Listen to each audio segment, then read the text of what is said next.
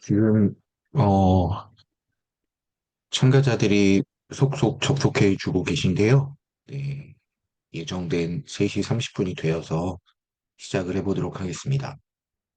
오늘 행사는 주술왕국의 출간을 기념하는 김가현 선생님의 저자 강연입니다. 강연 제목은 권력은 왜 확신에 찬 리더십의 함정에 빠지는가입니다. 저는 오늘 행사의 사회를 맡은 연세대학교 비교사회문화연구소 연구교수 권두현이라고 합니다. 예. 오늘 본격적인 행사 시작에 앞서서 그 진행과 관련한 간단한 좀 공지를 드리도록 하겠습니다. 오늘 행사는 크게 3부로 예정이 되어 있고 이제 6시까지 이어지겠는데요. 먼저 1부는 약 30분 동안 두 명의 프리뷰어가 주술왕국을 읽고 나눈 소감을 들려주실 예정입니다. 그리고 이어지는 2부에서는 약 50분에서 1시간 정도 김가현 선생님의 저자 강연이 진행되고 이후에 10분 정도의 짧은 휴식이 있습니다. 휴식 시간을 마치고 난 이후 마지막 3부에서는 또 약 1시간 정도 질의응답과 자유토론이 이루어질 예정입니다. 예, 오늘 좀 원활한 진행을 위해서 발표자를 제외하고 입장하시는 모든 선생님들은 좀 음소거 상태인데요. 양해를 부탁드리도록 하겠습니다. 예, 그러면은 먼저 1부 순서부터 시작해 보도록 하겠습니다. 출간 전에 책을 미리 읽고 더 좀 가독성 높은 책이 되도록 도움을 주신 프리뷰어 두 명의 소감 발표로부터 일부를 시작하겠습니다. 첫 번째로 이 주술왕국을 읽어주시고 또 소감을 말씀해 주실 선생님은 국립경북대학교 인문문화학부 학술연구 대우교수로 재직 중이신 강성민 선생님이십니다. 강성민 선생님은 국립안동대학교 민속학과에서 석박사 학위를 받으셨고요. 현재는 이제 안동대학교가 이름이 바뀌었죠. 국립경북대학교 인문문화학부 학술연구 대우교수로 재직하고 계십니다. 마을공화국의 실험과 전환, 그리고 또 건립에서 품바로, 민속의 변환과 생성의 한 사례 같은 또 귀중한 책을 저술하시기도 했습니다. 그러면 강성민 선생님 모시고요. 네, 이 주술왕국 어떻게 읽으셨는지 좀 말씀 청해 들어보도록 하겠습니다. 네. 소개받은 강성민입니다. 제 목소리 들리시나요? 네, 잘 들립니다. 예. 소개받은 강성민입니다. 제 소개를 이렇게 거창하게 해주셔가지고 제가 몸둘 바를 잘 모르겠는데, 일단 주술왕국 책, 의미 있는 책에 대해서 좀 이렇게 미리 읽고 생각해 볼 수 있는 계기를 마련해 주신 이제 출판사랑 그리고 이제 저자 선생님께 먼저 좀 감사를 드리고요. 요 관련해 가지고 이제 소감을 조금 요청을 받기는 했는데, 제가 뭐 조금 이렇게 말 주변이 좀 그렇게 막 잊지 않고 이래서 그냥 이제 원고를 한번 좀 작성을 해보았거든요. 그래서 그 원고를 조금 찬찬히 좀 읽는 식으로 좀 하긴 할 텐데, 제가 아마 소감 시간이 이제 한 30분인 걸로 알고 있는데, 제 소감은 아마 좀 빨리 끝나지 않을까라고 하는 좀 걱정이 좀 들긴 합니다. 일단 공유를 좀 하겠습니다.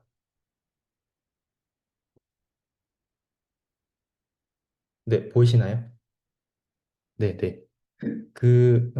일단 제목은 이제 받은 대로 이제 내가 읽은 주술왕국 약간 편하게 이렇게 조금, 작성해 봤습니다. 일단 좀 제일 먼저 이제 눈에 들어온 거는 그 주술왕국 프롤로그 제일 앞에 이제 내용인데요.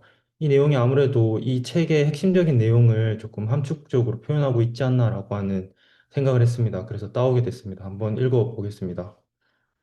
대한민국 현대 정치사에서 무속과 권력의 결합은 은밀하지만 끈질기게 이어져 왔다. 권력자의 불안이 깊어질수록 주술과 비선의 조언은 제도의 경계를 넘어 권력의 중심에 파고들었다. 국정을 마비시키며 민주주의를 위협해온 이 위험한 흐름은 그 실체가 제대로 드러나지 않은 채 되풀이되었다. 이 내용이 아무래도 이 책의 핵심적인 내용을 조금 담고 있는 거라고 좀 생각이 들어서 가지고 오게 됐습니다. 먼저 이제 읽어보면요. 2024년 12월 3일 밤 느닷없이 벌어진 사실상 치밀한 계획하에 착수된 것으로 밝혀지고 있는 이 사건은 그로부터 1년 가까운 시간이 흐른 지금도 완전히 해소되지 않는 충격과 혼란을 우리 사회와 그리고 우리 행성에 남기고 있다라고 판단하고 있습니다. 정치적, 제도적 장치가 그 자신의 물리적 한계 내지는 동일 세력의 저항 속에서 제대로 작동하지 못한다고 판단되는 가운데 당시의 파국적 순간이 만들어낸 균열은 최고 권력자의 탄핵 외에 더 많은 출구를 상상하기 어려울 정도로 지속된 위기감으로 고착화되고 있다고 보입니다. 해가 뜨면 제자리를 찾을 거라는 당시의 예상과 달리 사태의 근본적이고 구조적인 문제는 아직 명확하게 규명되지조차 않은 상태인데다 그로 인한 불안과 분노는 여전히 응축된 채 남아있으며 그 불씨가 되살아날 조짐 역시 계속해서 보이고 있다고 이제 볼 수 있겠습니다. 그래서 이제 지금의 상황을 훨씬 더 구조적이고 심층적인 변동의 순간으로 읽어낼 필요가 여기에 있을지도 모르겠다라고 생각을 하게 됐습니다. 이른바 이제 구구적 전회라고 불릴 만한 이 염려스러운 흐름은 점차 제도권과 공적 담론의 장으로 확장되고 있음이 분명해 보이고 그 세력의 활개 역시 이전보다 노골적이고 더 공격적인 형태로 재조직되고 있다고 판단됩니다. 법과 제도의 모호한 경계들은 그 청산 과정을 더욱 지지부진하도록 하고 있고, 이 속에서 현실을 살아가는 이제 다수의 사람들의 깃든 불안과 피로감이 그 자신의 자리를 더욱 넓혀가고 있다라고 조금 전망할 수 있겠습니다. 이러한 시점에서 출간된 김가연 선생님의 주술왕국, 부제로 따르면 이제 그 연산군에서 윤석열까지 권력은 왜 신을 빌리는가? 라고 하는 책은 우리에게 쥐어진 역사라고 하는 상식의 무기를 지금 이 현상을 이해하는 단초로 삼는 매우 시의적인 일성 내지는 그 정리이자 분석에 해당한다고 할 수 있습니다. 저자께서 이제 주장하는 결론부터 말하자면, 차후에 이제 말씀해 주시겠지만, 무속과 권력의 결탁은 역사적인 차원에서 권력의 위기 때마다 끊임없이 출몰되고 반복되는 비상식적인 현실인데, 이를 방지하기 위해 국가의 공적 시스템과 그 책임 소재를 더욱 강화하고, 이를 통해 권력자들의 사적 욕망 그 자체를 견제할 뿐만 아니라 그 욕망에 근원하고 있는 공적 의사결정에 대한 개입을 차단하는 일이 중요하다는 점입니다. 해당 저서에서 돋보이는 점은 역시 저자께서 제시한 권력자의 위기가 신을 불러들이는 정치 구조의 허점과 그로 인해 빠지게 되는 권력 붕괴 모델입니다. 즉 정통성과 통치 역량의 부족이 권력의 위기감을 고조시키고 그 권력의 정당성을 외부에서 찾는 권력 기반의 취약성과 불안의 발현, 비판과 견제를 도전으로 규정하고 이성적 조언 시스템을 불신함으로써 무력화하며 소통을 차단시키고 스스로 고립됨으로써 현실인식을 상실하게 되어버리는 공적 시스템의 붕괴와 고립, 주술과 비전, 그리고 음모론이 그 고립으로 인한 공백을 침투하고 권력자의 초조함이 완화되거나 현실이 단순화되거나 책임 전가 자체가 도구화되는 비합리적 대안의 부상과 도구화, 주술 의존이 더욱 심화되고 현실 왜곡 현상이 두드러지며 판단력 차단으로 인해 공적 체계가 잠식되어 불안이 심화됨으로써 종국에는 몰락에 이르는 자기 파괴적 악순환과 몰락, 이 네 단계가 조선시대라는 비교적 가까운 역사의 소구를 통해 도출해낸 위기를 해소하지 못하고 종국에는 몰락에 이르는 권력의 자기 붕괴 모델로 제시되고 있습니다. 물론 저자에 따르면 이 붕괴 모델은 세 가지의 파국 유형으로도 나뉩니다. 흥미롭게도 이 세 유형은 모두 불안한 권력이 주술에 기댄다라고 하는 공통점을 지닙니다. 심리적 파국 유형으로 분류되는 연산군의 사례는 통제불능의 분노와 광기를 주술적 방식으로 해소하며 공적 영역을 사적 감정의 배출구로 삼은 경우로 이는 권력자가 스스로 주술적 존재가 되어버리는 주술의 사유화에 해당합니다. 공간적 파국 유형으로 분류되는 광해군의 사례는 이성적 합의가 배제된 채 풍수도참에 의존한 국가 정책이 어떻게 정권의 몰락으로 이어졌는지를 보여주며 취약한 정통성을 보완하기 위해 권력이 주술을 이용하는 주술의 도구화 과정에 해당합니다. 관계적 파국 유형으로 분류되는 명성황후의 사례는 굿에 대한 과도한 집착으로 인해 무당이 권력의 핵심에 등장해 국정을 좌우하는 결과를 낳은 이른바 비선 실세가 권력과 이익을 교환하는 전형적인 주술과 유착에 해당한다 할 수 있습니다. 음, 이렇게 이제 저자 소개에서도 이제 좀 밝혀지고 있듯이 주술왕국이라고 하는 책은 역사학도의 냉철한 시선과 운명학에 대한 깊은 이해가 결합된 독특한 계보의 대중 역사 비평서라 할 수 있겠습니다. 정치적 현실이 어떻다는 논평이 더욱 흔해지고 있고 그 소비 역시 날로 증가하는 우리 현실 속에서 비록 조선조에 국한되긴 하지만 한국 사회의 중장기적 구조와 그 속에서 작동하는 권력의 손에 들어간 주술적 감각의 멸망적 행보를 뚜렷하게 짚어내고 있습니다. 그런 점에서 이 책은 현실 비평과 역사 비평, 그리고 사회 심리학적 독해를 비교적 능숙하게 교차시킴으로써 보기 드문 시도를 보여주고 있다라고 평가될 만합니다. 특정 시기나 정권의 문제로 국한될 수 있는 우리 현실의 문제를 전근대 권력 정치와 사회적 상상력에 누적된 장기적 패턴으로 추상화함으로써 사건에 대한 관점 자체를 전환하려는 비평적 개입을 시도하고 있다는 점도 높게 평가될 만하다고 보입니다. 우리 모두가 예감하고 있듯 183일간 우리 시민 그리고 다중이 혹한과 눈보라의 모진 겨울을 견디며 이룬 빛의 혁명을 하나의 역사적 분기점으로 읽어낼 수 있다면 이 저서는 그 이후의 사회적 전망과 상상을 그리는데 반드시 필요한 역사적 참조서라고 할 수 있을 것입니다. 이런 점에서 우리 시민 다중은 빛의 혁명 과정을 계엄과 내란에 대한 반대와 저항에 만족하는 것을 넘어 우리 사회를 스스로 해석하고 재구성하는, 나아가 감시와 통제의 역할을 국가와 권력이 아닌 우리 시민 다중의 역으로 역산출하고 그로부터 자율과 긍정이 각기의 삶의 자리에서 뿌리내리는 역사적 계기로 전환하기를 촉구해야 할 것입니다. 그럴 때 정치적 사건의 표면과 더불어 그 이면에 무의식적 구조를 아울러 포착하는 이 저서의 역할이 더욱 두드러지게 될 것이라는 전망이 가능하게 될 것입니다. 저 같은 경우에는 특히 에필로그에서 저자가 열쇠말로 제시한 자기 꼬리를 삼킨 권력이라는 표현이 좀 눈에 들어왔습니다. 이 표현이야말로 오늘날 우리가 맞닥뜨린 다중적인 위기의 성격을 함축적으로 드러낸다고 판단되기 때문입니다. 사실 권력은 숙주라기보다는 기생체, 즉 스스로를 소모하는 방향으로 작동하면서 본래의 목적을 잃어버리는 것이 그 본질이 아닐까라는 생각을 하게 됩니다. 다시 말해서 권력 또는 권력을 유일한 것으로 지향하는 잠재된 힘이 그 자신의 목적과 수단을 뒤바꾸며 자기 보존만을 위해 질주하는 구조, 그리고 그 과정에서 중심과 주변, 주체와 객체가 전도되는 주객 전도의 국면이 우리 사회 전반을 왜곡시키고 병들게 하는 근본 원인일 수 있다는 먼지 쌓인 문제의식을 지금의 우리에게 다시금 되살리게 한다고 생각했습니다. 주술왕국 책은 그 자체가 사건을 바라보는 감각과 그 역사를 비평적으로 재별하는 책이라고 할 수가 있겠습니다. 즉, 혁명과 반혁명, 권력의 집중과 자멸에 이르는 폭넓은 주제를 일관된 장치로 묶어내고 있고, 우리 현실 사회를 스스로 성찰하고 재구성하기 위해 역사의 목소리에 이제 귀 기울이는 작업으로서 유의미하지 않을까 싶습니다.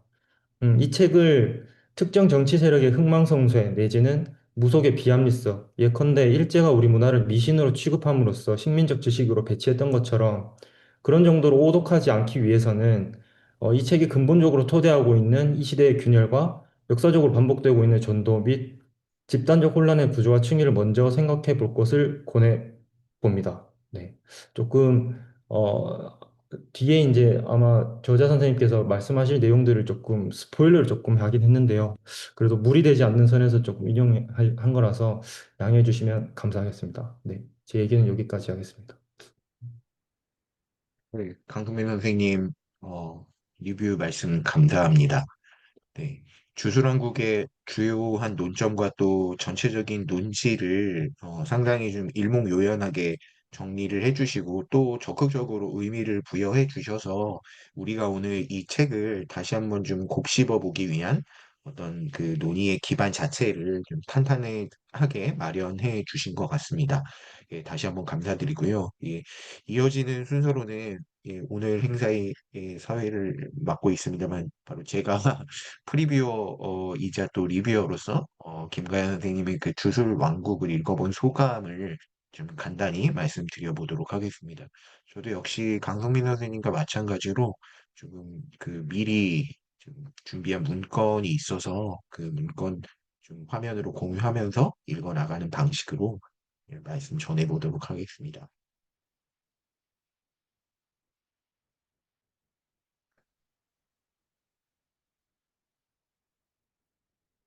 예, 그 강성민 선생님께서는 주술왕국의 좀 전체적인 얼개를 상당히 좀 꼼꼼하게 짚어주셨는데요.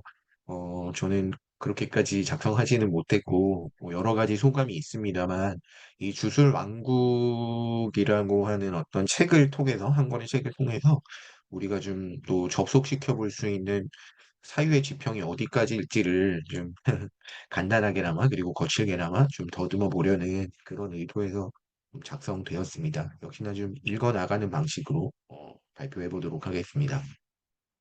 김가연 선생님의 주술왕국은 한국 정치사에서 주술이 반복적으로 등장해온 현상을 단순한 비선 개입이나 시대착오적 잔재로 설명하고 계시진 않습니다. 이 책의 핵심은 제가 느끼기에는 반복이 아니라 지속의 구조에 있다라고 느꼈습니다. 곧 권력이 위기를 맞을 때마다 드러나는 공적 관계의 사적 대체 국면들을 일련의 역사적 지속성으로 읽어내려는 그런 시도입니다. 그래서 연산군, 광해군, 고종에서 박근혜, 윤석열 정부에 이르기까지 주술적인 조언과 초월적인 해석이 등장하는 순간들은 서로 다른 시대를 가로지르면서도 상당히 놀라울 정도의 유사성을 보이고 있습니다. 이는 주술과 권력의 결합이 특정한 순간의 우발적인 사건이 아니라 허약한 권력이 스스로를 지탱하기 위해 되풀이해온 오래된 기술이라는 점을 말해주고 있습니다. 그런데 우리가 생각해야 할 것은 권력의 허약함과 취약성을 좀 면밀하게 구별하는 것이라는 생각이 좀 들었습니다. 권력의 허약함은 일반적으로 말하는 취약성과 구별될 필요가 있겠는데요.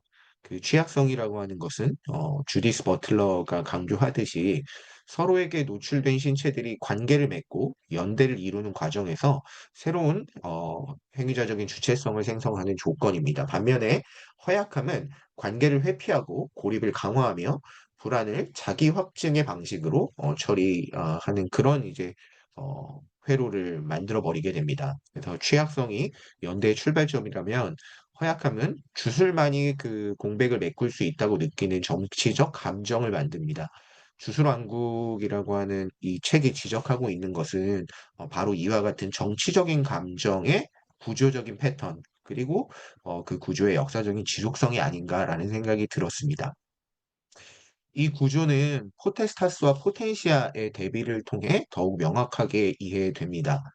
포테스타스는 권력이 위에서 아래로 내려오는 방식, 즉 위계적 명령, 통제, 종속을 통해 자신을 재생산하려고 하는 권력의 기술입니다. 포테스타스는 비판을 수용하지 못하고 자기 보존을 위해 폐쇄성을 강화하면서 결국에는 고립을 심화시킵니다. 이러한 고립의 순간에 외부의 초월적인 해석, 즉 주술은 언제나 쉽게 호명이 됩니다. 반대로 포텐시아는 여러 신체들이 함께 있을 때 비로소 발생하는 관계적이고 창발적인 힘입니다. 포텐시아는 취약성을 공유하고 상호 의존성을 인정하면서 확장되는 집합적인 행위성으로 고립을 해체하고 관계를 통해 정치적 가능성을 여는 방향으로 작동합니다. 이 포테스타스와 포텐시아의 대비를 적용하면 주술왕국이 포착한 한국 정치의 역사는 포텐시아로 향하는 길이 차단되고 포테스타스적 통치가 자기 강화의 회로를 반복해온 그런 역사이기도 합니다. 이 지점에서 통치와 정치의 대비가 좀 중요하지 않을까 그런 것들을 좀 여러 선생님들과 같이 생각해 보고 싶었습니다.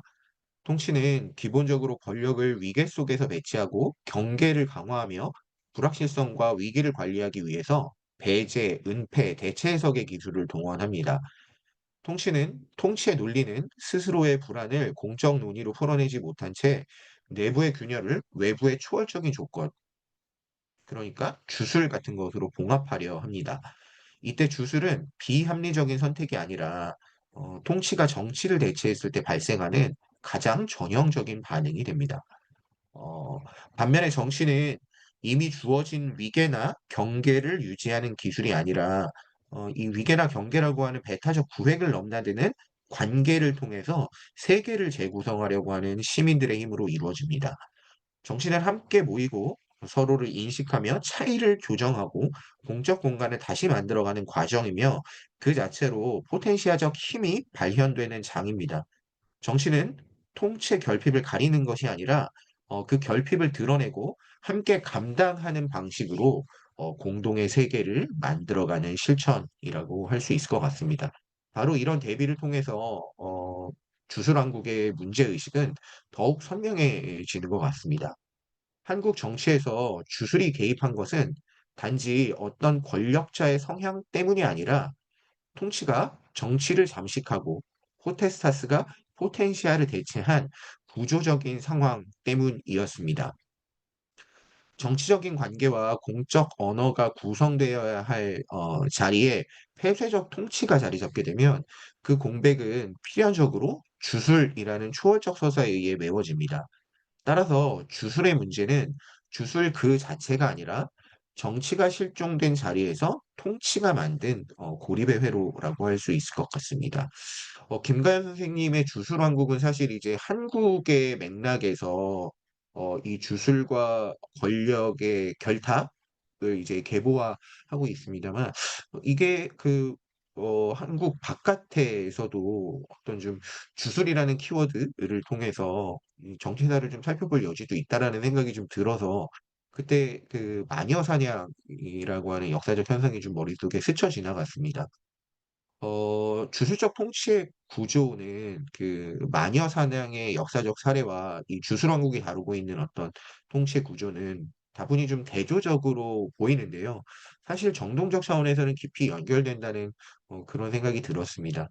마녀 사냥에서 문제는 다중이 아니라 두려움과 불안이 응고된 군중의 정동이고 이 정동은 타자를 배제하고 처벌하는 폭력으로 빠르게 전환이 됩니다.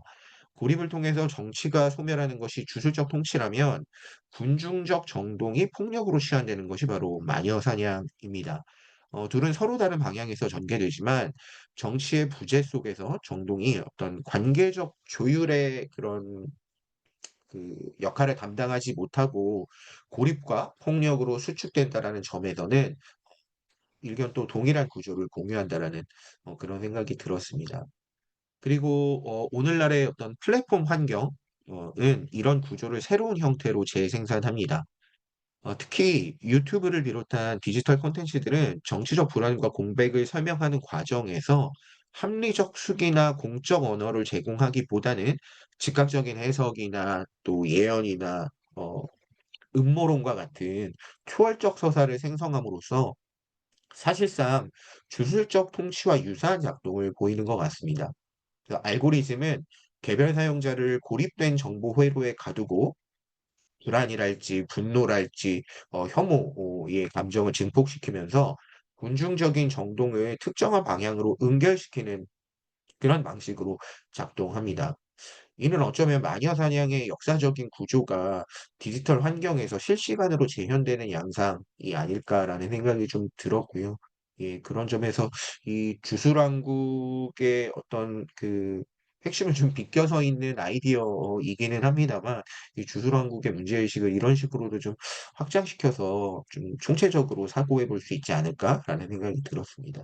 그래서 주술적인 권력은 더 이상 특정한 통치자의 성향에 의존한 국지적인 현상이 아니라 플랫폼이 배치하는 감정의 회로 속에서 일상적으로 확대 재생산되고 있는 것 같습니다. 이런 맥락에서 주술왕국의 적실성은 단순한 제도 정치 비판을 좀 넘어서는 측면이 있다라고 생각합니다. 이 책은 특정 정권의 비선 개입을 폭로하는 데 그치지 않고 한국 정치의 깊은 층위에서 반복되어 온 감정의 구조, 불안의 배치, 그리고 또 통치의 정동적인 기술들을 두루 드러내주고 있다라는 생각이 듭니다.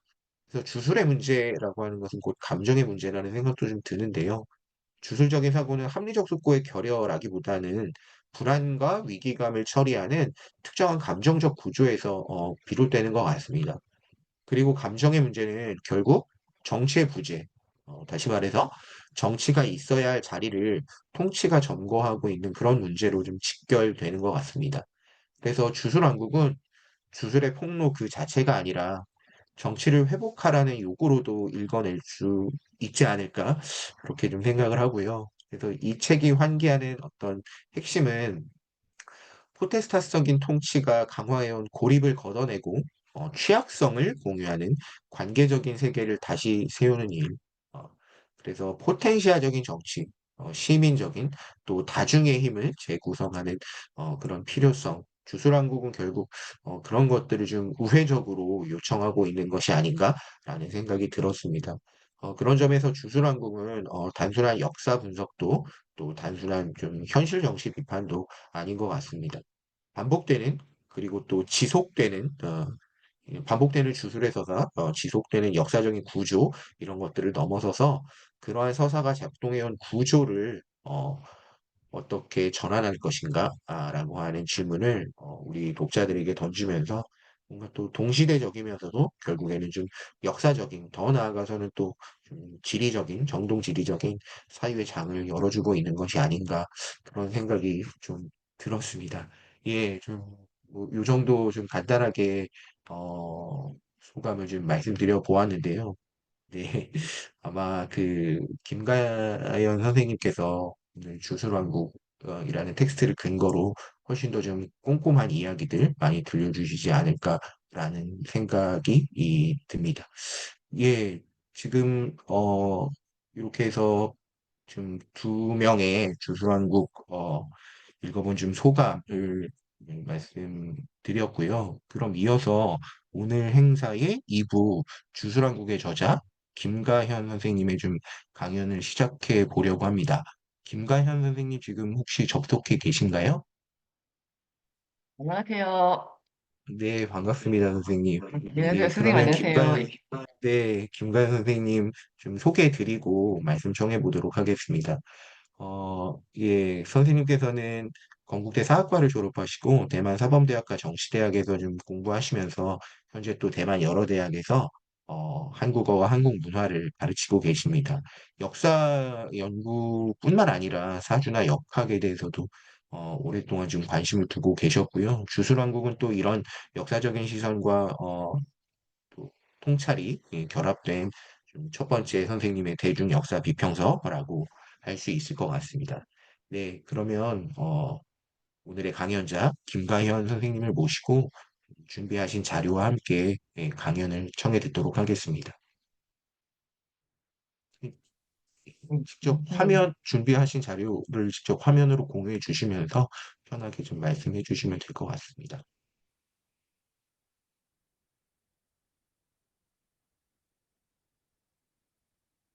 화면 공유가 됐죠? 잘 보이고 있습니다. 저 3시 반부터 오늘 시작했는데 죄송합니다. 지금 한국에서 가족이 와서 지금 공항에 가족 보내느라고 지금 왔는데요. 한국은 지금 날씨가 어떤지 모르겠네요. 타이페이는 날씨가 무척 좋습니다. 근데 원래는 이번 주 수요일 날 동생이 왔는데 수요일 날 태풍이 온다고 했거든요. 그래서 걱정을 많이 했는데 수요일 날 와서 오늘 지금 떠나기 전까지 딱 하루만 비가 왔어요. 비가 왔어요. 그래서 동생이 이제 즐겁게 놀고 떠나면서 역시 나는 날씨 요정이다라고 즐겁게 놀고 떠나더라고요. 근데 날씨 요정이라는 말 들으니까 사람들은 이렇게 누구나 다 어느 정도 미신적이고 주술적인 것 같습니다. 예. 그래서 그럼 오늘 강연을 한번 같이 시작해 볼까요? 안녕하세요. 제가 쓸데없는 얘기를 먼저 했는데요. 주술한국의 저자 김가연입니다. 오늘 이렇게 귀한 시간을 내서 와주셔서 정말 드리고요. 오늘 강연은 일단, 나는 첫날만 독재자가 될 것이다. 라는 말로 시작해 볼까 합니다.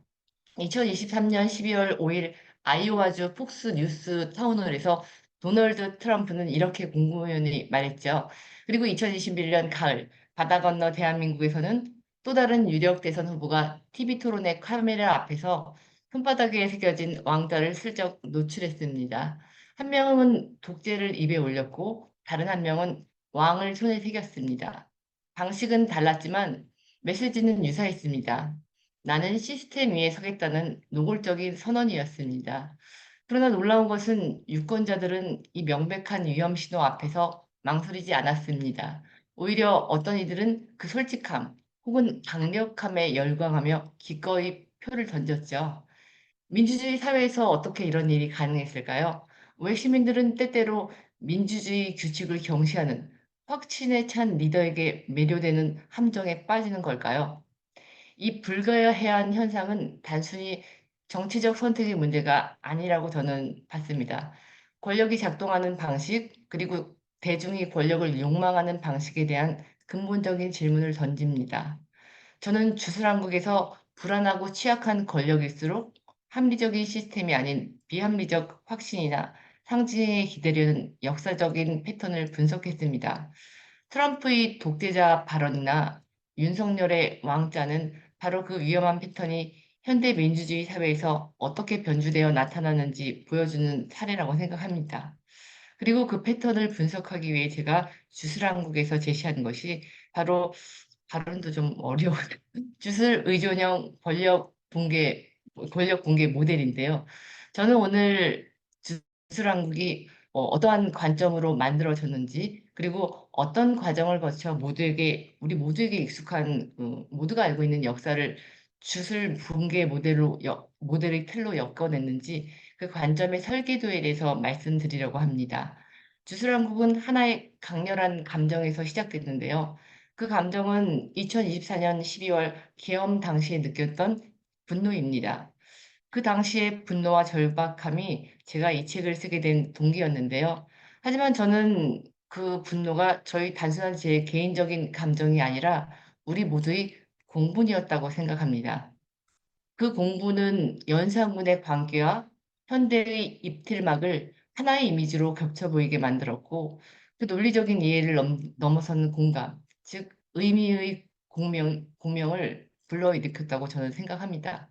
저는 이 책을 통해서 이게 사실인가라는 문제의 여부를 넘어서 왜 우리는 이토록 무력하고 또 분노해야 하는가라는 감정적인 질문에 대한 답을 찾으려고 했습니다.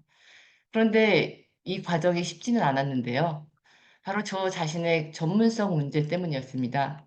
매체에서 제 책을 소개할 때, 그리고 박문현 선생님께서도 역사를 전공했다라고 말씀하셨는데, 저는 역사학자가 아닙니다. 학부에서 역사를 그냥 전공한 정도니까 정확한 표현은 그냥 역사학도 정도가 맞을 것 같습니다. 주술한국은 무속과 역사, 그리고 정치와 심리가 복합된 내용이지만 정작 주술한국을 집필한 저는 민속학이라든가 정치 심리학에 대한 전문성이나 학문적 기본 지식은 없습니다. 저는 이러한 제 전문 지식이나 지식에 기반해서 책을 쓰지는 못했습니다. 그래서 이 제 미흡했던 원고에 프리뷰를 통해서 많은 재고점을 제시해 주신 강성민 선생님, 죄송합니다. 저 선생님, 두 분 선생님이 발표를 하실 때 가족 때문에 늦게 도착을 했는데요. 그래서 강성민 선생님과 권도현 선생님께 이 자리를 통해서 깊은 감사의 말씀을 드립니다. 두 분 선생님의 프리뷰가 저한테는 정말 많은 도움이 됐습니다. 특히 책을 쓰면서 제가 처음 방향을 잡기 힘들었던 부분이 일부의 무속과 정치였는데 제가 민속학이나 무속 그리고 정치 심리학에 대한 전문 지식이 없었기 때문에 무속의 정의와 분류에 대해서 솔직히 많은 부분이 자의적이고 빈약했던 것은 사실입니다. 이 책이 다소 개인적인 생각의 힘, 제 사유의 힘에만 의존하는 경향이 있고 학문적 논증의 엄밀성은 보완이 필요하다는 걸 저 스스로도 인정할 수밖에 없을 것 같습니다. 저는 이 책이 논증의 구조보다는 서사와 은유를 통해서 권력의 심리와 주술적 사고의 연속성을 드러내고자 하는 비평적인 글쓰기였다고 그 일종의 자기 비판과 고백을 먼저 말씀드리고 싶은데요. 즉, 제 글의 그 비평 형식은 논증이 아니라 제 개인의 감정에 기반한 서사적인 글쓰기가 아니었나 하는 자기 비판을 한번 해봅니다.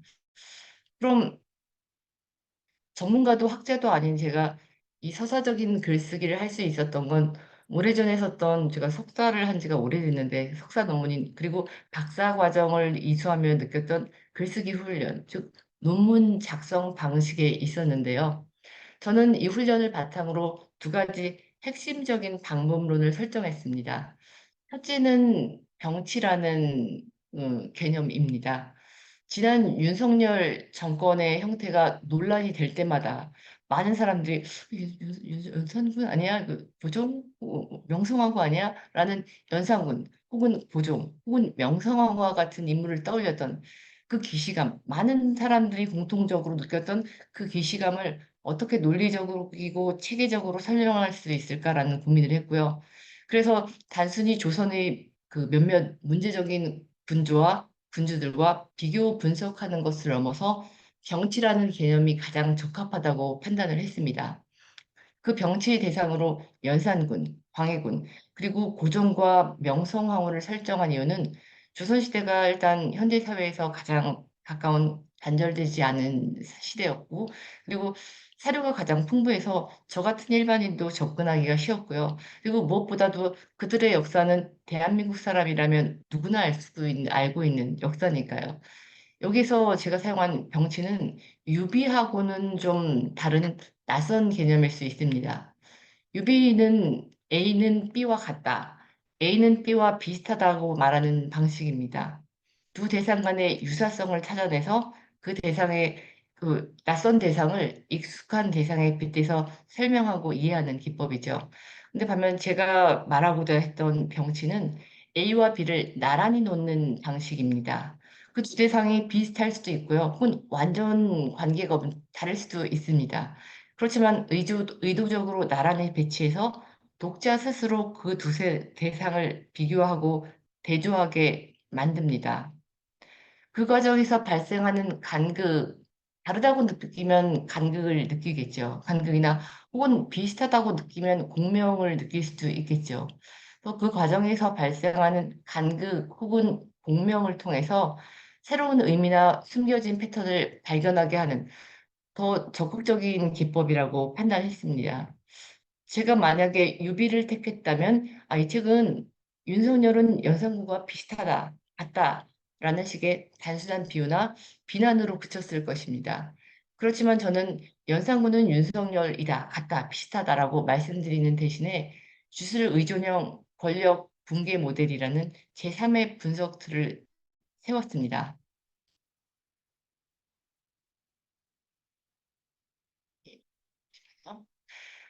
그리고 연산군, 광해군, 고종이라는 과거의 사례와 윤석열 정권이라는 현재의 사례를 이 붕괴 모델 축에 나란히 세웠습니다. 이 병치라는 기법이 책에서 실제로 어떻게 적용되는지 구체적인 사례를 들어보면요. 예를 들어서 단순히 연산군이 언론을 막았다라고 서술하지는 않습니다. 대신 연산군 일기에 등장하는 신원패라는 구체적인 사료를 제시합니다. 그리고 그 다음에 우리가 모두가 목격한 입틀막 경호라는 현대의 장면을 나란히 배치합니다. 마찬가지로 연산군의 총애를 받은 무녀 돌비의 집에서 나온 왕실 물품 내수사의 기록을 제시합니다. 그리고 그 옆에 건진법사의 집에서 발견된 출처가 불분명한 관본권이라는 물증을 나란히 놓습니다. 그리고 이것이 같다라고 규정하지는 않습니다. 그저 그 두 시대의 구체적인 물증과 장면을 독자 앞에 나란히 제시했고요. 그렇게 과거와 현재를 병치했을 때 독자의 머릿속에서 발생하는 그 기시감, 공명이야말로 단순한 비유를 넘어서 시대를 관통하는 구조적인 패턴이 존재한다는 걸 증명하는 가장 강력한 장치라고 저는 그렇게 생각했습니다. 그리고 두 번째, 이 책을 구성하는 핵심적인 방법론이 바로 주술 의존형 권력 붕괴 모델. 이름이 너무 길어서 제가 앞으로는 주술 붕괴 모델이라고 부르겠습니다. 이건 제가 처음부터 염두에 두고 설정한 것이 아니라 자료를 수집하고 정리하는 과정에서 자연스럽게 도출된 하나의 패턴이었습니다. 주술 붕괴 모델은 권력이 비합리적인 믿음에 기댄 채 스스로 끝에는 파멸에 이르는 과정을 설명하는 제가 설정한 하나의 공식인데요. 이 붕괴 모델은 공통적으로 모두 네 단계를 거쳤습니다.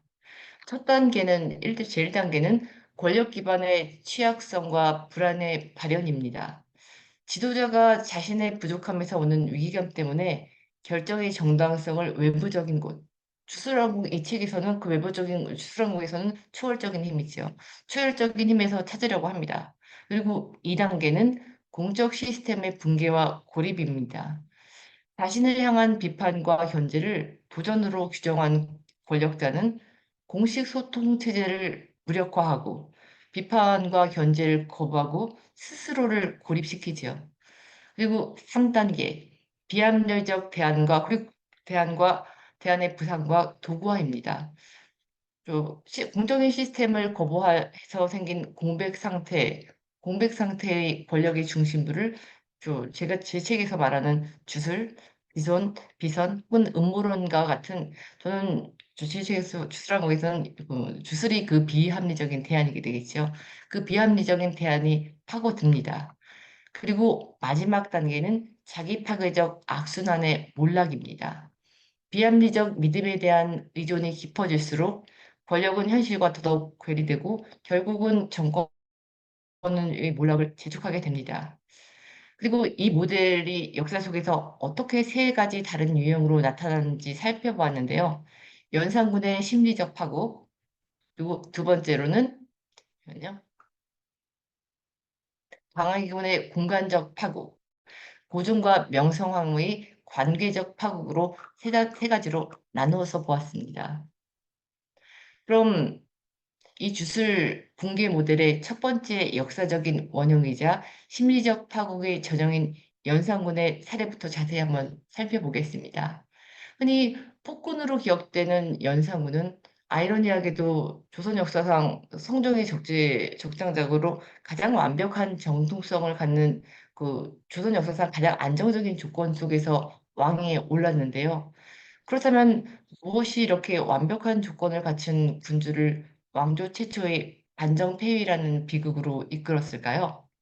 그 답은 1단계 취약성, 즉 연산군 개인의 통제되지 않은 내면, 어머니 패비 윤 씨의 비극적인 죽음 앞에서 비롯된 깊은 심리적 결핍에서 저는 찾을 수 있다고 봤는데, 즉위 후에 이 사실을 알게 된 연산군은 어머니를 죽음으로 내몬 신하들이 지금까지 자신을 보좌하고 있었다는 사실에 깊은 불안을 품게 됩니다. 그리고 이 불안과 분노는 제2단계 공적 시스템의 붕괴와 고립으로 이어집니다. 연산군은 능상, 즉 아랫사람이 윗사람을 업신여긴다는 단어에 병적으로 집착을 했는데요. 마치 현대의 지도자가 자신에 대한 비판 보도를 가짜뉴스로 낙인 찍는 것처럼 연산군은 신하들의 정당한 관원을 왕권에 대한 도전으로 간주했습니다. 그리고 그는 두 차례의 사화를 통해서 왕을 비판하던 언론기관을 숙청하고 그리고 마침내 조선 정치의 핵심 견제 장치였던 언론을 완전히 파괴했습니다. 이때 등장한 것이 입조심하라는 신원패입니다. 이 500년 전의 족쇄는 비판의 목소리 자체를 물리적으로 틀어막는 현대의 입틀막과 나란히 세워서 병치할 수 있었습니다. 그리고 모든 기능이 공세된 후에 연산군은 성균관을 유흥장소로 만들고 민가를 철거해서 사냥터를 존성하는 등 공적 공간의 사유화를 일삼았습니다. 이렇게 국가의 상징적인 공간이자 모두의 유산이어야 할 공적 영역이 권력자의 사적인 목적에 의해 그 본래의 의미를 잃고 훼손하는 모습은 국가유산, 문화유산인 종묘가 대통령 배우자의 차담의 장소로 활용되고 그리고 일반 사람들은 접근이 금지된 국보 경회로와 명성황후의 침실이 개인적인 관람을 위해서 사용되었다는 최근의 논란들과 함께 결국 공적 공간의 사유화라는 동일한 구조를 보여준다고 생각합니다. 물론 절대군주였던 연산군과 민주공화국의 대통령 배우자를 직접 비교하는 게 어불성설일 수 있죠. 하지만 바로 그 점이 왕조시대 군주의 횡태보다 비판받을 만한 공적 공간의 사유화가 모든 권력이 국민에게서 나온다는 민주공화국에서 버젓이 재현되었다는 그 역설을 더 날카롭게 드러낸다고 생각합니다. 이건 시스템 붕괴와 고립 속에서 권력이 어떻게 타락하는가, 권력의 타락의 본질을 드러내는 장면이라고 생각합니다. 제도적인 소통을 완전히 차단하고 스스로를 고립시킨 단계에서 연산군의 불안을 잠재운 것은 주술이었습니다. 연산군은 역병을 쫓는 처형무에 집착하고 후기야 자기가 스스로 무당 행세를 하면서 구판도 벌이는데요. 이렇게 스스로를 주술적 존재로 격하한 것인데 정상적인 통치 질서를 무너뜨리고 그 자리를 주술적인 방식으로 대체하려고 했다는 점은 현대 정치에서 자기가 영적인 끼가 있다, 무당보다 더 잘 본다라고 했던 누군가의 발언과 겹치는 부분이죠. 그리고 연산군 시대로 돌아가서 이때 등장하는 인물이 무녀 돌비입니다. 연산군의 총애를 받던 돌비가 왕실 재정과 결탁한 정황이 드러났음에도 불구하고 연산군은 수사를 묵살하고 무당을 비호했습니다. 왕이 사적인 신임이 국가의 공적인 기강을 무너뜨린 건데요. 결국 제1단계 치약성에서 시작해서 신하들의 직언을 능상이라고 규정하고 스스로 2단계, 즉 고립 단계에 빠졌고 그 공백을 광기 어린 감정과 제3단계 비합리적 주술, 비합리적이 대안인 주술로 채웠습니다. 그리고 마지막으로 이건 왕조 최초의 반정이라는 4단계 자기 파괴로 끝이 났죠. 이것이 바로 심리적 파국의 전형입니다. 그리고 주술 붕괴 모델은 다른 모습으로도 나타나는데요. 두 번째 사례는 광해군의 공간적 파국입니다. 광해군의 파멸의 제1단계 취약성은 광해군의 깊은 정통적 컴플렉스에서 시작되었습니다. 그는 후궁소생의 장남도 아니고 차남이었죠. 이런 적장자 문제를 가진 태생적 한계와 아버지 선조의 견제, 그리고 명나라 책봉 거부 등으로 세자 시절 내내 불안에 시달렸고, 즉위 후에는 적자 영창대군의 존재가 그 불안을 더 증폭시켰죠. 이 불안은 제2단계 고립으로 이어집니다. 광해군은 끊임없이 재위 시절에 끊임없이 고변 그리고 옥사를 통해서 반대 세력을 제거하려는 공안 정국을 만들었고 특히 패물살제는 더욱더 광해군의 정통성을 훼손했는데요. 나중에는 강연과 과거마저 중단시켜서 국정 운영의 기반이 흔들렸죠. 이렇게 왕이 실체 없는 영무에 몰두하는 동안 국가 행정이 마비되고 민생이 방치된 모습에서 21세기 이태원 참사 당시 민생 완정을 외면한 행정 공백의 본질을 병치해서 저는 볼 수 있었습니다. 국론에 기댈 수 없었던 광해군이 매달린 제3단계 비합리적 대안은 바로 공간의 논리, 풍수도참이었는데요. 강해군은 기존 궁궐의 터가 흉하다는 술사들의 말을 맹신해서 임진왜란 전후에 복구가 시급함에도 불구하고 왕기가 서렸다는 인경궁, 경덕궁 등 새로운 궁궐 공사를 강행했습니다. 자신의 취약한 정통성을 길지의 기운으로 보완하려는 집착이었는데 이건 청와대에 들어가면 죽는다는 말을 듣고 용산 이전을 강행한 현대 권력의 모습과 겹쳐 보이는 모습입니다. 하지만 거대한 토목공사로 국고를 탕진하고 민심을 잃은 강해군은 오히려 반정의 명분을 제공하며 스스로 제4단계 파멸의 단계를 불러옵니다. 이것이 바로 취약한 권력을 물리적인 심미적인 권위로 대체하려고 했던 공간적 파국의 전형이라고 생각합니다.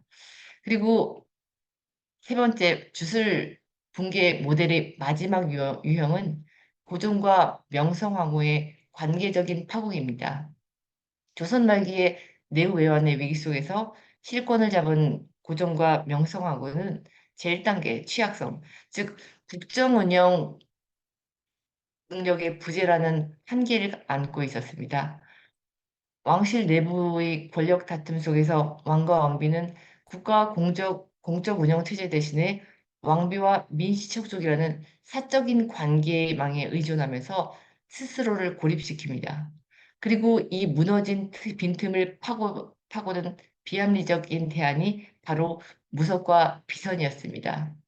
특히 이모군란 피난길에서 극도의 불안에 시달렸던 명성황후는 무당 진령군을 비선실세로 삼아서 국정을 농단했습니다. 이건 최순실 혹은 김건희, 천공, 건진법사 등 현대의 비선들이 국정을 좌우했던 모습과 병치가 됩니다. 한편 고종은 국가적인 위기가 있을 때마다 자력으로 수습을 하는 대신 청나라 군대를 불러들였는데요. 그 배경에는 청군을 관외의 현신으로 믿는 비이성적인 관우신앙이 있었습니다. 그는 심지어 정사가 아닌 소설 삼국지연의 속에 허구의 관우를 숭배하면서 외세 개입을 정당화시켰는데 이건 리더가 현실이 아닌 극우 유튜버의 세계관에 경도되어 현정 질서를 파괴한 우리 현실과도 맞닿아 있죠. 정상적인 국정 운영이 마비되고 결국 매관 매직으로 인한 수탈은 밀란을 불러일으켰고 반복된 외세 개입 요청은 자기 파괴, 즉 국가 주권 상실이라는 파국으로 끝이 났습니다. 이것이 바로 국가 운영 체제가 사적 관계망에 의해서 잠식당하며 붕괴하는 관계적 파국의 전형적인 모델인데요. 명성황후 사후에도 고종이 후비인 엄비와 또 다른 무당 현령군을 통해서 이 관계에 의존하는 패턴을 반복했다는 점은 이것 역시 구조적인 문제였음을 보여준다고 생각합니다. 하지만 이렇게 제가 앞서 병치 그리고 붕괴 모델이라는 방법론을 제시하고 나니 저 스스로도 한 가지 의문이 들었습니다. 이게 혹시 내 주장을 뒷받침하기 위한 자료를 선별적으로 취사 선택한 체리피킹은 아닐까?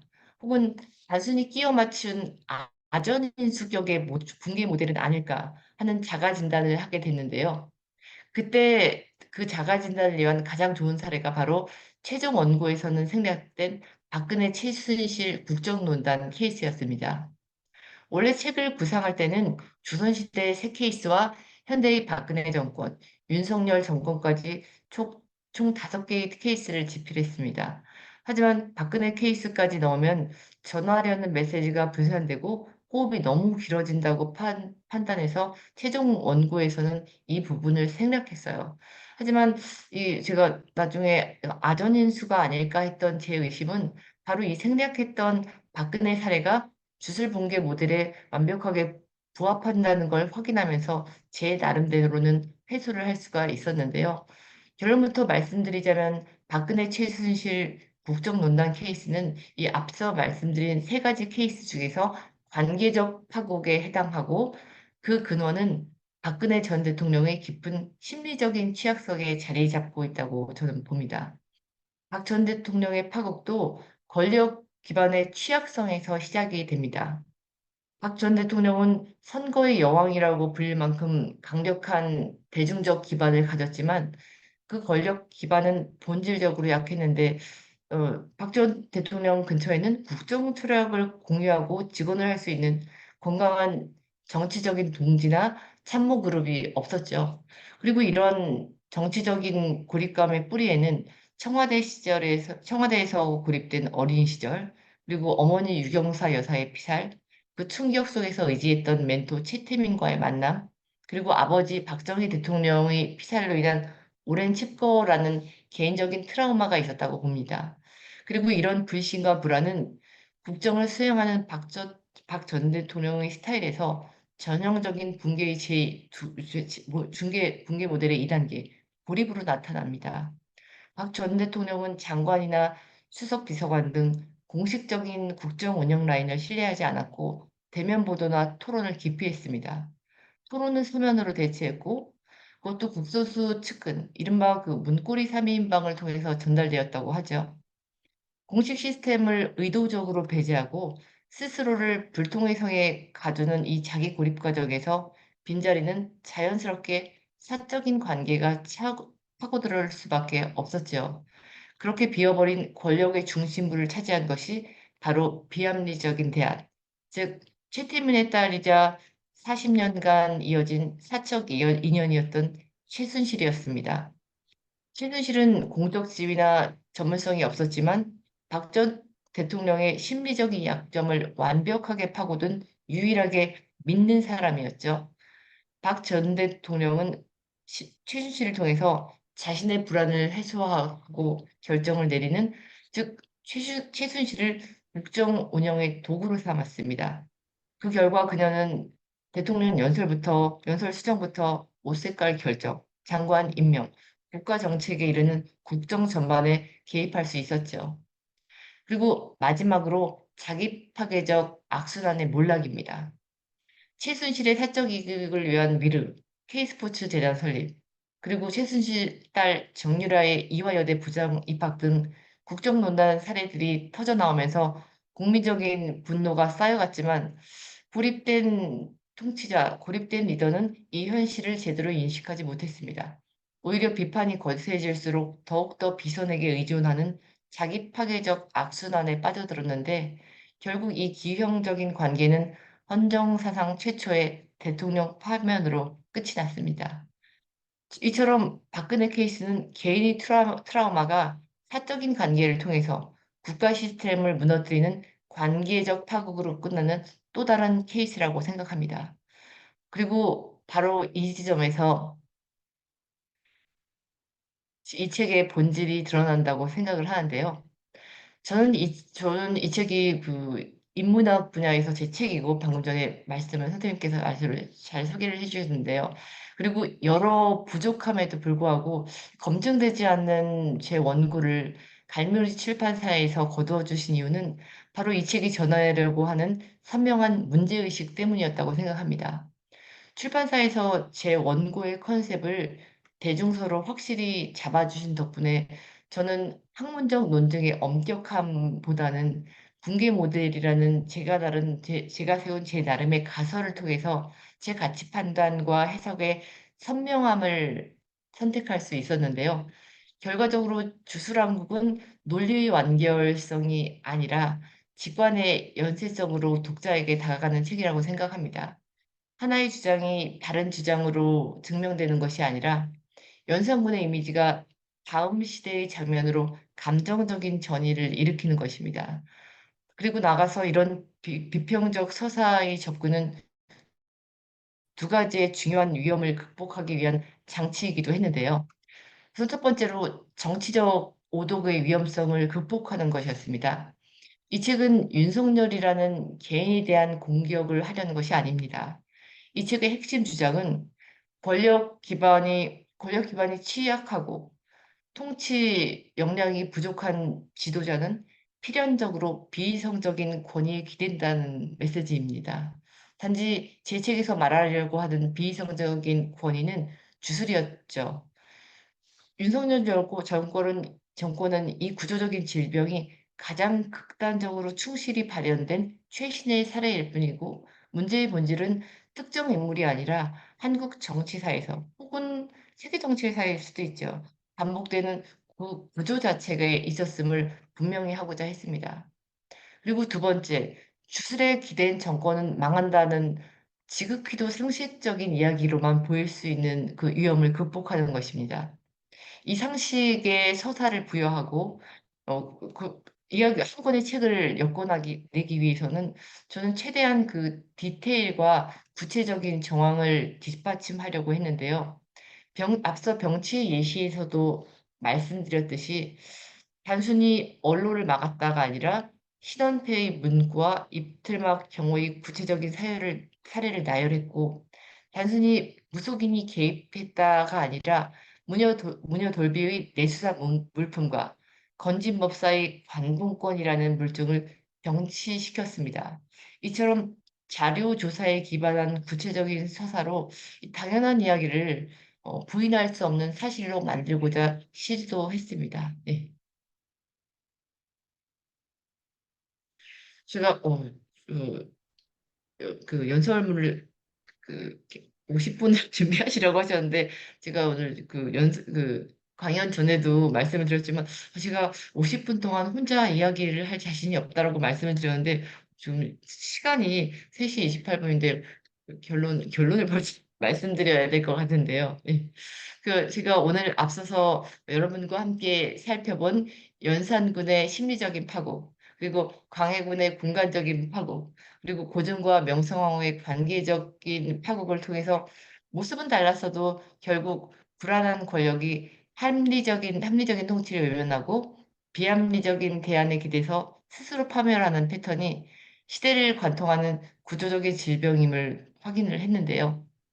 그럼 그리고 이것이 20세기 대한민국에서 신하들의 비판을 능상이라고 규정했던 연산군의 광기는 대통령의 경로 시리즈 그리고 이틀막 경호로 왕기를 찾아 헤매는 광해군의 집착은 용산 이전으로 그리고 국전을 농단했던 명성황후와 진령군의 관계는 대통령의 배우자와 천공, 검진 법사와 같은 모습으로 되살아났습니다.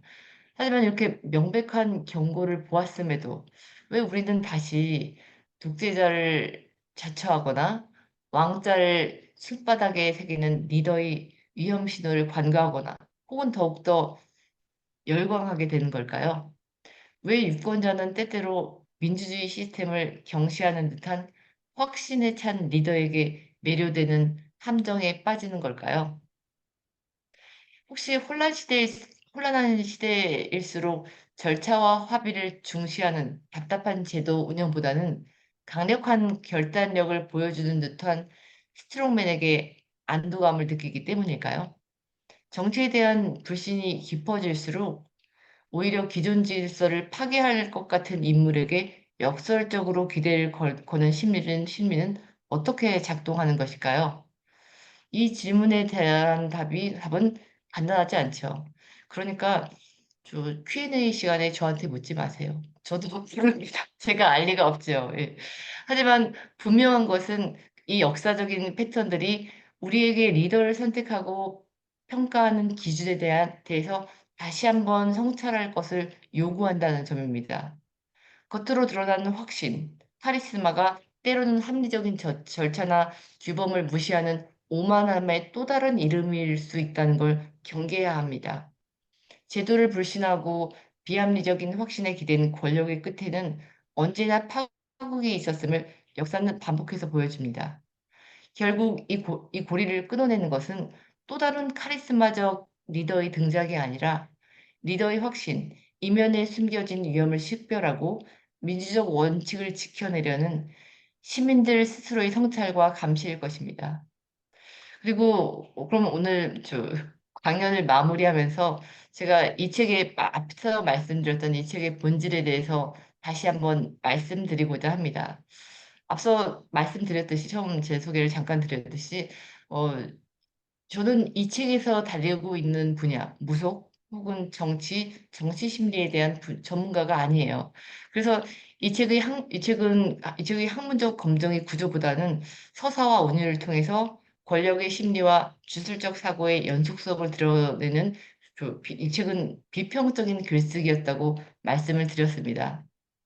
이 책은 논리의 완결성이 아니라 연산군의 이미지가 오늘의 입틀막으로 겹쳐지는 직관의 연쇄성, 그리고 감정적인 전의로 독자분들에게 다가가고자 가려고 했습니다.